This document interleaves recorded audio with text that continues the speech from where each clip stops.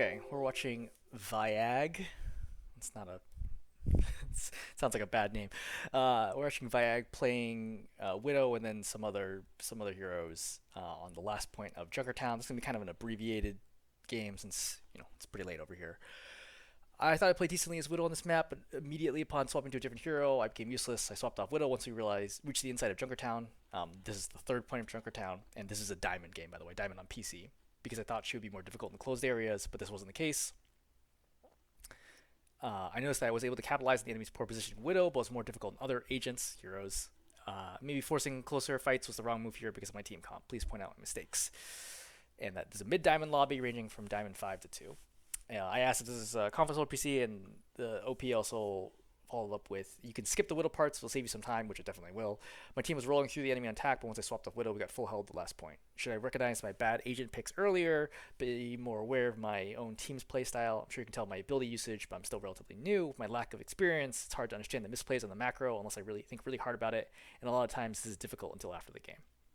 Okay, so for starters, if you are in Diamond on PC and you are new to the game, then you are super good mechanically.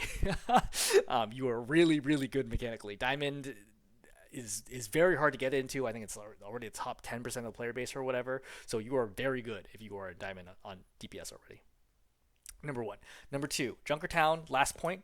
In particular, this spot is probably the hardest spot to push in the game. Actually, once you get through here, it's easier to push forward, right? It's easier to take final than it is to take this spot right here, probably for the reason that we're about to see is that you're going to get absolutely spammed like crazy here, and the cohesion required to get out is very, very, very hard, okay? So let's just quickly watch you on Widow.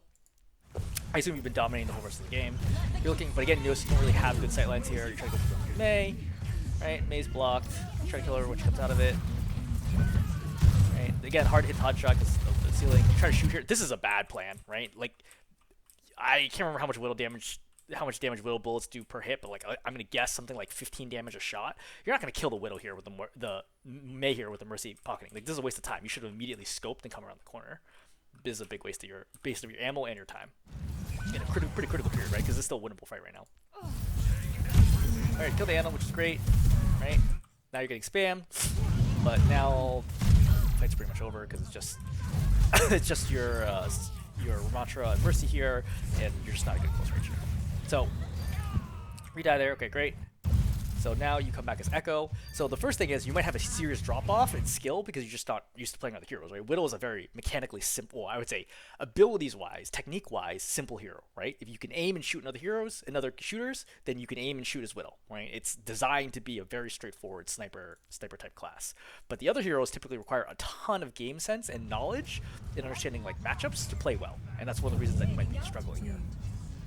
She's playing as Echo, which is not a hero that I'm particularly good at, but your Mercy's pocketing you here. So the number one problem we can see is that your timing is totally wrong, right? Just looking here, your tank has just come out of spawn, your support's waiting for your tank, your Torb is waiting for your tank, and you are going right now, which means that you are not coinciding your threat window, right, where you are dangerous with the rest of your team, which means what's going to happen is that you're going to come out here, they're all going to turn and force you back, then your team is going to come out here, and they're going to turn and force them back, and they're just going to alternate, right? Right? So you pop again. So see what happens, right? You're forced back, and then your team tries to go now, and then they're forced back, and you're not synergizing at all. And now you come over here, which is the worst plan, because now all 5 of you are gonna have to come through this tiny little choke, and you're all gonna get absolutely wrecked.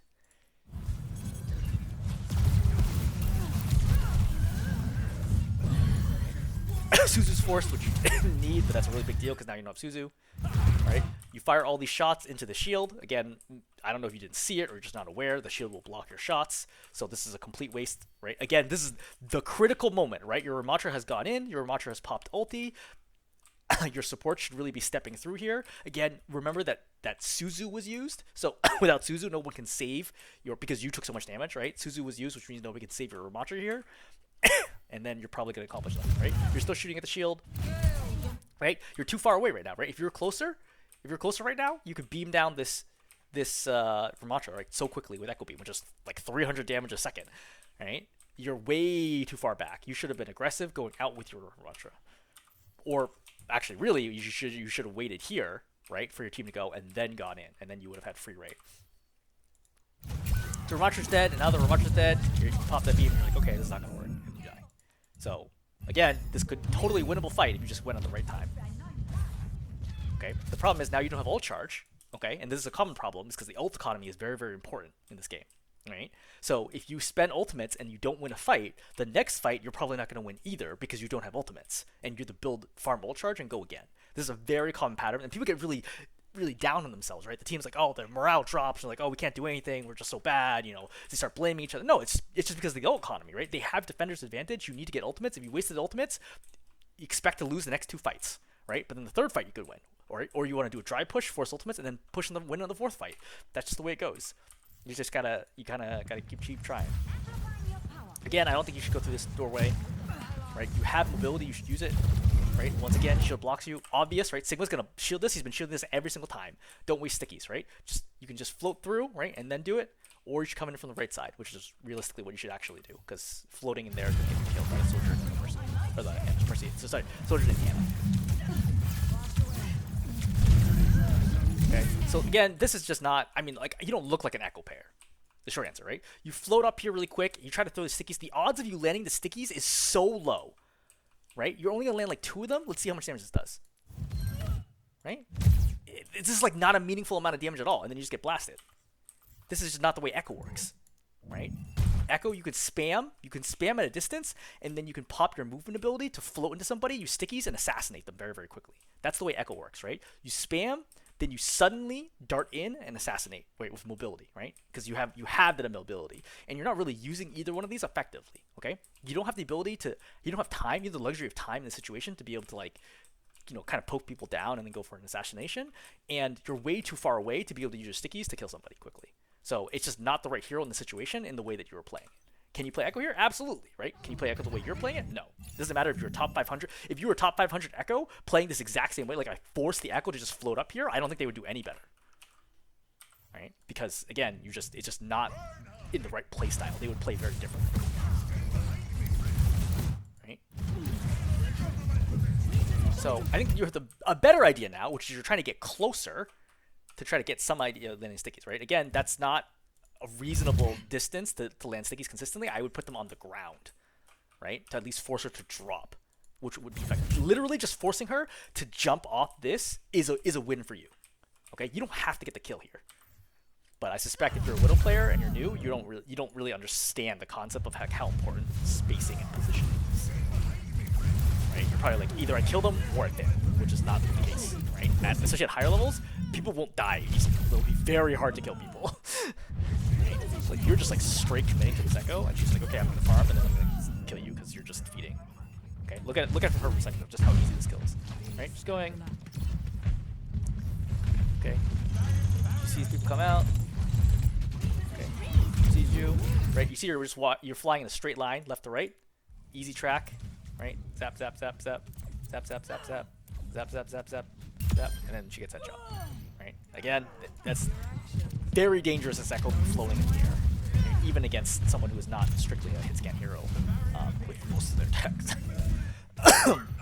But a diamond, like, people are gonna have good mechanical skill. So, okay, now you come out as Tracer. Again, the timing's all wrong, right? You show up after your tank and support are dead. It's just you and Lucio. You're just staggering in with the rest of your team. It's like, this is not diamond.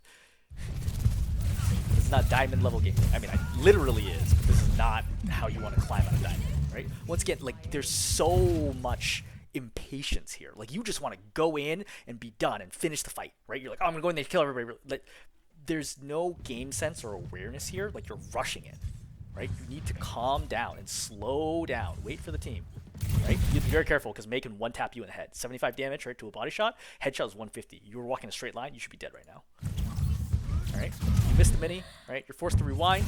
Okay, once again, why are you doing this right now? Is your team ready? Your team is nowhere close to being ready, right? You're forcing all your abilities, right, all your resources right now for nothing, and take 75 damage. And now you can't help at all, right? Your Lucio has to come back to try to help you, and now your team is walking in 3-on-5 because you messed up. All right, again, you're wasting all these blinks, right? Not doing anything. You eat that body shot. Lucky you don't get killed there. I would have blinked. All right, again, Is the timing right? The goal of your tank, right? The job of your tank is to make space. Is your tank making space for you right now? No, because your tank's waiting for the team to get together. You're the one who's going out first, and now you're going to get blown up. And now you're super low, and you either die or you rewind here. And now you don't have rewind. Again, without rewind, you have to be significantly less aggressive, and you have way less impact. Right? Okay, you do this crazy triple blink through to get behind the Sigma, okay? But the Ana could kill you here very, very fast. You don't have rewind, right? 2 shots and the Ana kills you. This is bonkers. Right? You don't look like a Tracer player either, right? You're trying to shoot the Moira. Again, very hard to kill Moira when she's in Coalescence because she heals like 50 health a second. Right? You miss Pulse. Now you rewind again. Right? You got a Nanoed Sigma that you're trying to kill. It doesn't work. Team's all dead. Right? You kill a Sigma, great, but it doesn't matter, right? Again, this kill is irrelevant because there's way too many of them alive. Right? Your timing is all wrong. Your tracking is great, right? That was great tracking on Tracer. Like, your aim is excellent. Because in fact, again, if you're new to Overwatch, I assume you don't have much time playing Tracer, so you just, like, the aim is excellent. Like, really, really good. This is probably one of the best aim that I've seen in a while. Okay, this is a waste of your time. That's not your job as Widow, right? Shooting the shield is going to take you forever, especially at this distance, okay? Again, I don't know what it is off the top of my head. I'm going to guess it's probably like 100 damage a second or something. It has 700 health, so that's 7 seconds, but you have damage fall off this far away. So it's probably going to take you like 10 seconds, not including reloads, to kill this shield. It's just not worth it. You have to find another angle.